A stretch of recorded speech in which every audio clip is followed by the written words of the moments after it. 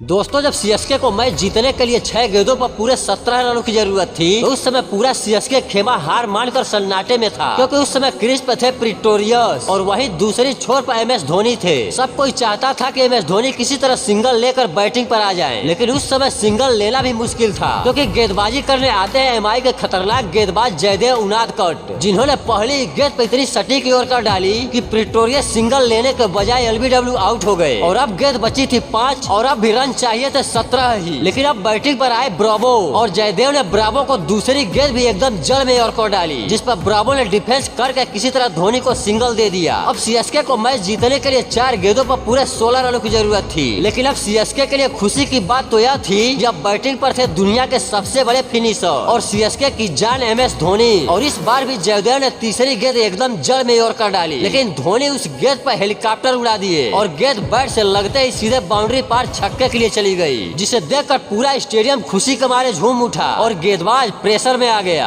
जयदेव ने सोचा कि धोनी को अगर दोबारा यॉर्कर डालूंगा तो हेलीकॉप्टर जरूर उड़ेगा, इसीलिए जयदेव ने बड़ी ही चालाकी से अगली गेंद हाफ पिच डाल दी, लेकिन धोनी ने उतने ही चालाकी से इस गेंद पर भी पीछे की तरफ एक शानदार चौका लगा देते हैं और 2 ही गेंदों पर धोनी 10 रन ठोक कर स्कोर खड़ा कर देते हैं। और अब सीएसके को मैच जीतने के लिए 2 गेंदों पर 6 रनों की जरूरत थी। तभी गेंदबाज ने 5वीं गेंद यॉर्कर डाली, जिस पर धोनी ने शॉट लगाकर तेजी से दौड़कर 2 रन पूरा कर लिए और अब आखिरी गेंद पर सीएसके को मैच जीतने के लिए 4 रनों की जरूरत थी और किसी को समझ में नहीं आ रहा था कि मैच का रिजल्ट क्या होने वाला है। लेकिन जब एक गेंद पर 4 रन चाहिए हो और सामने दुनिया के सबसे बड़े फिनिशर खड़े हो तो जीतने का चांस 90% हो जाता है। और इसी बात को सच साबित करते हुए धोनी ने जयदेव की आखिरी गेंद पर चौका लगाकर सीएसके को मैच जिता दिए और सबको बता दिए कि उन्हें दुनिया का सबसे बड़ा फिनिशर क्यों कहा जाता है। सच में ऐसे भारतीय शेर के लिए एक लाइक और कमेंट तो बनता है।